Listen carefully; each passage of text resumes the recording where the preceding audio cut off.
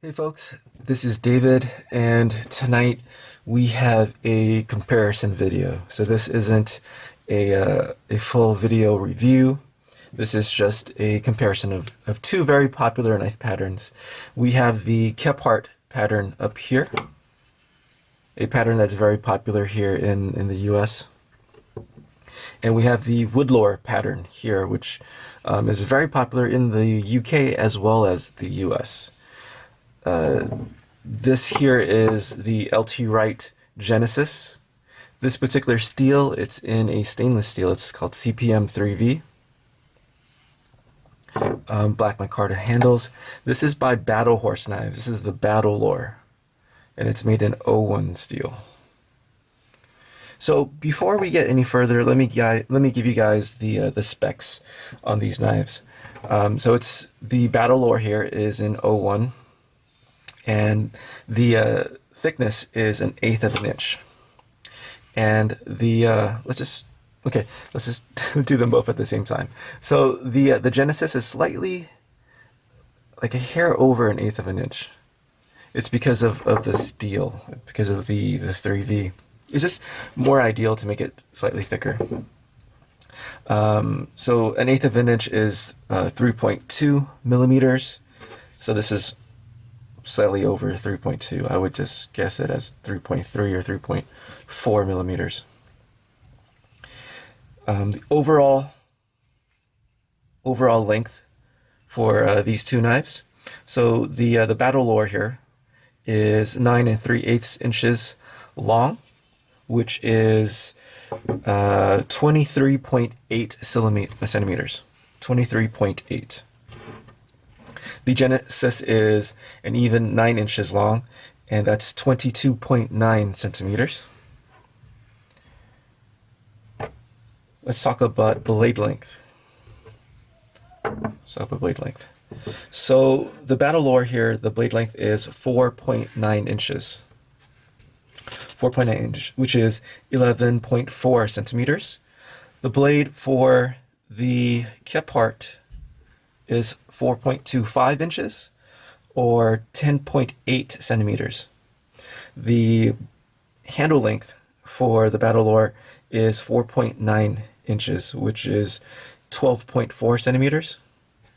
And for the Genesis, it's 4.75 inches, which is 12 centimeters. So we talked about this particular steel, 𝑜1, and this is CPM3V. So now let's talk about the intended use of these two knives and a little bit of the history.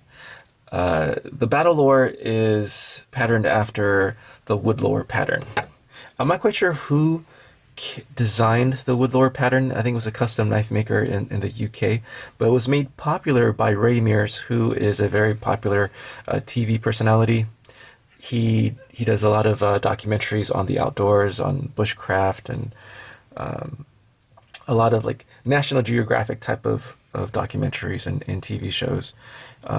Really, if you guys want to watch some bushcraft videos and things about like camping, hiking, and animals and ecosystems, definitely look up Ray Mears. I've seen some of his documentaries on YouTube. So this is very popular in the UK as well as here in the US. So the Kephart was designed by Horace Kephart.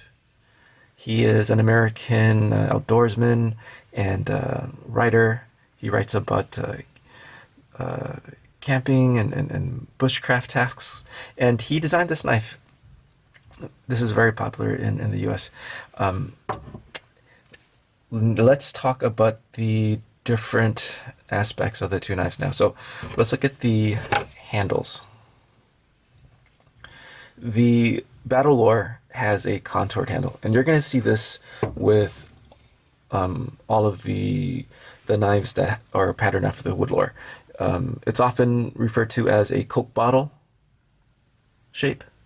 You have a swell here for your palm, a little indentation for your last finger there, and it swells out again at the bottom, hence the Coke bottle comparison. And now with the Kephart, it's a broomstick. Kephart wanted something very, very simple, something very basic. And the idea behind this broomstick is that if you look at your hand, it has a ton of different little bones here. I have no idea how many bones are in here, but the articulation of your palm is amazing. Your hands are designed by the creator to grab hold of anything, really, and handle it comfortably. So therefore, why would you come up with a bunch of individual grooves? And I guess for tactical reasons, maybe you would do that. But because of this very simple handle, whether I'm holding it in a standard grip like this, or a reverse grip, or like a chest lever grip, it feels good. It feels the same. That may be a good or a bad thing. Sometimes some people want to, in the dark, well, it'd be dangerous to use a knife in the dark. But you can quickly grab your knife and you know which orientation it's in right away. Right? Both of these handles here are made out of canvas micarta. What you're going to see with the LT Wright knives is that he puts a lot of scallops. In his knives, you often see these little scallops. It's designed so that you can strike a ferro rod easier. Let me grab one here. So it's just designed for you to have a lot of control over the blade. With the Battlelore here, it does reduce here, so you're getting the same effect. So that's the handle. And both of these handles are good for, excuse me, I have medium to large size hands, and I would say this is good up to probably XL even. But large hands fit this perfect, I would say. But it would accommodate an extra large, in my opinion. With the Genesis, because of the simple handle, yeah, you could go to XL, no problem.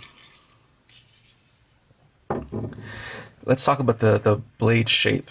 So this has a very gradual taper to a very acute edge.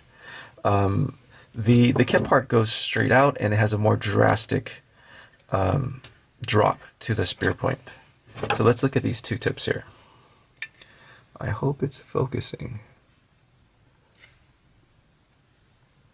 As you can see, hopefully, the Woodlore has a more acute tip, a more delicate tip. And that's good for different purposes. I mean, if you're carving notches and you want to get really underneath some of the, what is it called? The pot hook notch. I think that's what it's called. It's just more maneuverable. Right? It's more delicate. Skinning would be, I guess, easier with this if you wanted to get into some little areas. The spear point on the Kephart is very robust. If you were digging for bugs and you had to plunge your knife into the wood and you pry, right? Oh, prying. This robust edge will hold up no problem, and it's designed so that you can create a divot for your bow drill quite easily. It's in line with the middle of the handle, perfectly aligned, and you're gonna have that too with the Woodlore. So it's aligned. Hopefully you guys could see that right down the middle. So that's the blade shape. Now let's talk about the grinds here. So the Woodlore here and the Kephart here, they both have Scandi edges, and it's kind of a controversial issue as to what is a true Scandi. A lot of people say a true Scandi is a Scandi edge that has no micro bevel, that it's a 0 degree. It goes all the way to the tip without changing degrees or angles.